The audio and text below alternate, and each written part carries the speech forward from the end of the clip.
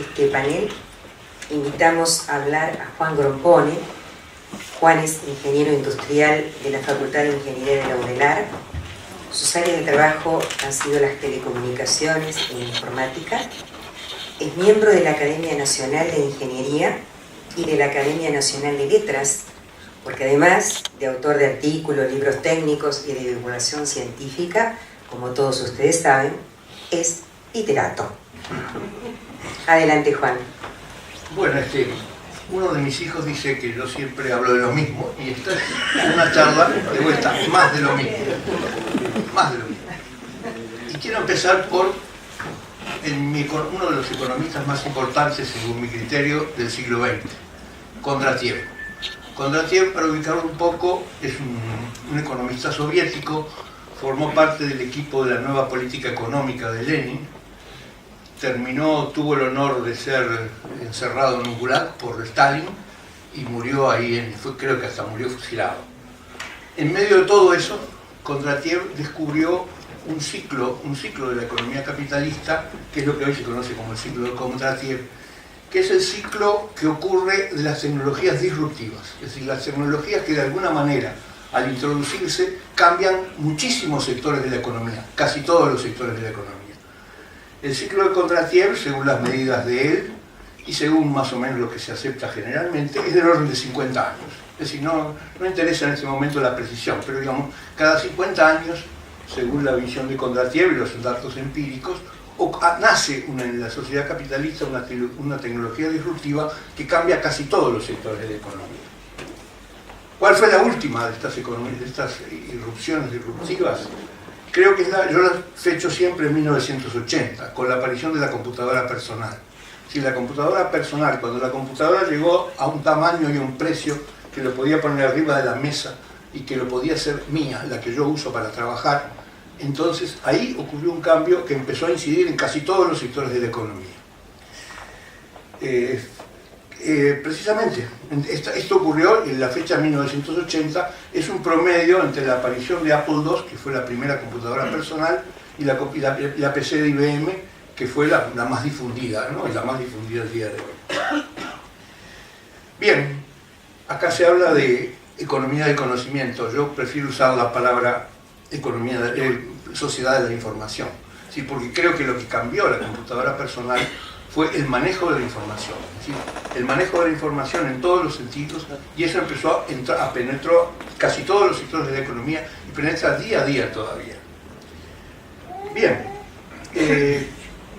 a su vez la computadora personal se transformó de diversas maneras y está en ese momento, le llamamos computadora personal a este aparatito. Es decir, esta computadora que está acá, esta computadora que está en un teléfono y que la tenemos en el bolsillo, es cientos de veces más poderosa que la primera computadora que compró la Universidad de la República en 1968. Cientos o miles de veces más poderosa.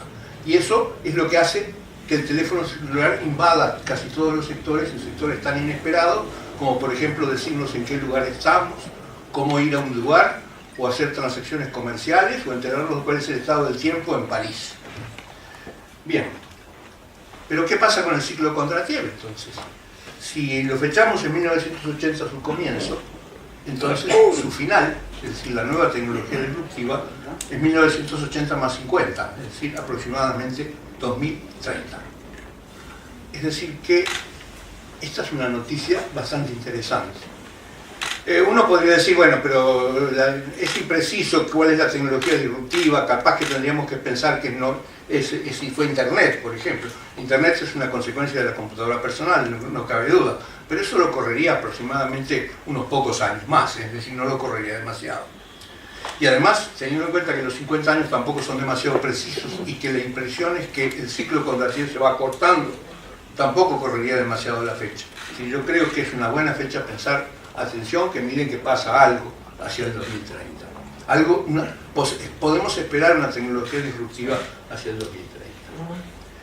Esto, por supuesto, es basado en observaciones muy generales. Uno puede decir, bueno, es una macro observación sobre la macroeconomía de un economista del principio del siglo XX que terminó fusilado. Bueno, no, pero hay un sustento tecnológico, porque la revolución electrónica, es decir, lo que permitió la construcción de la computadora personal, fue la miniaturización de los circuitos electrónicos. Es decir, la miniaturización, lo que llamamos los chips.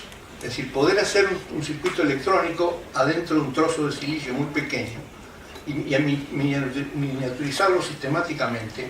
Eso fue lo que permitió toda la revolución y es lo que permite poner una computadora acá, en este volumen, ¿no? Es decir, si además abrimos este teléfono, vamos a descubrir que el chip, la verdadera computadora, ocupa casi el 3% del teléfono, ¿no? Es decir, no ocupa nada. Es decir, la batería es lo que ocupa más lugar, la batería del display es lo que ocupa más lugar.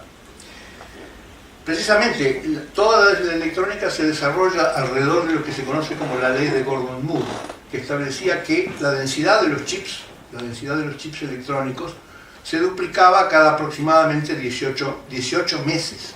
Se duplicaba. Es decir, es el crecimiento más grande que ha conocido la humanidad de algo, ¿no? Nada ha crecido con capacidad de duplicarse cada 18 meses. Sí, la cantidad de componentes, la velocidad y las aplicaciones que se pueden hacer en un chip electrónico. Y precisamente, si toda la revolución electrónica se basó en disminuir, poner más componentes más chicas y más componentes en un chip, esto tiene un límite. Y este límite es la red cristalina del silicio. Es decir, que las componentes que estamos usando en este momento se están acercando peligrosamente a la red cristalina del silicio. En un artículo que publicó IBM hace unos 4 o 5 años, decía que habían logrado almacenar 1 bit de memoria en 12 átomos de silicio.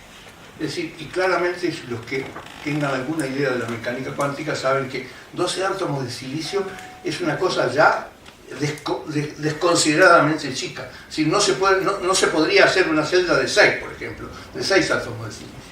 Es decir, que, digamos, estamos llegando al borde de la miniaturización.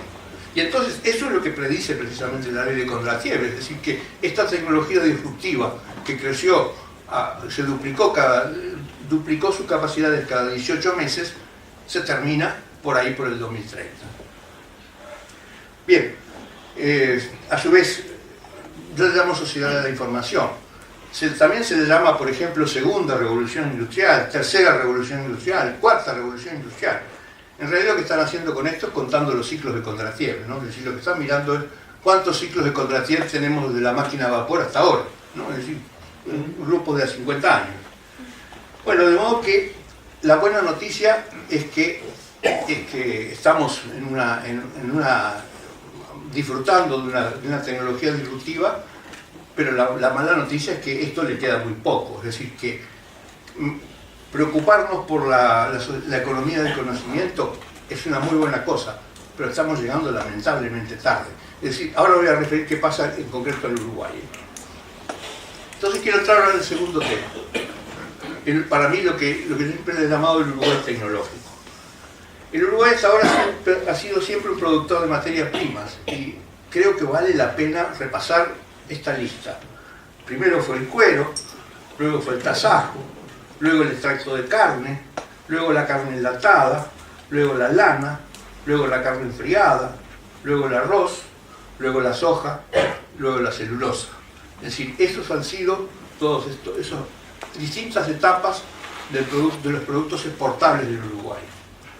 El ciclo de cada materia prima empieza y termina. Es decir, atención que las materias primas tienen un ciclo.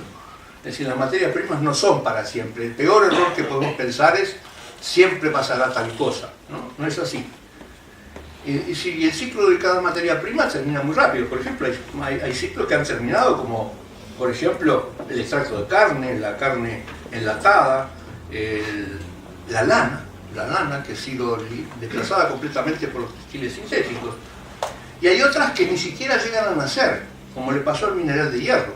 El mineral de hierro dejó de tener interés antes de que se pudiera poner la fábrica, antes de que se pudiera explotar. Y todavía tenemos pendiente un absurdo pleito sobre el tema, ¿no? Bueno, toda esta idea del Uruguay exportador de materias primas se condensó en una pésima idea a principios de este siglo, que es la idea del Uruguay natural. La idea del Uruguay natural que ni siquiera es una idea, originalmente era una idea para el turismo, ¿no? Es decir, vender al Uruguay como país natural para el turismo. Pero ni siquiera para el turismo era válida. Es decir, ¿qué tiene de natural Punta del Este, por ejemplo, que era un arenal y ahora tapado por un bosque de pinos artificial traído de Europa, pinos traídos de Europa, y construido con una cantidad de chalets al estilo californiano? En definitiva, ¿qué tiene de natural eso? Es decir, tal vez eso solo se aplica a algunos de los balnearios de Rocha. Pero es una pésima idea para la economía. Creo que ahora que se habla del Uruguay natural como un todo, no ya como una promoción económica, es una pésima idea, porque lo que quiere decir es vamos a seguir haciendo lo que sabemos, que esas son las materias primas, y las materias primas, materias de tipo extractivo. Y la divisa más importante que tenemos es: siempre se comerá carne natural criada a campo. Eso se lo repite hasta el aburrimiento. Es una ilusión, porque primero el feedlot ya es una realidad y está desplazando. Basta ir a los supermercados de Uruguay para saber que el país de la carne natural tiene en una góndola especializada una cosa que dice feedlot.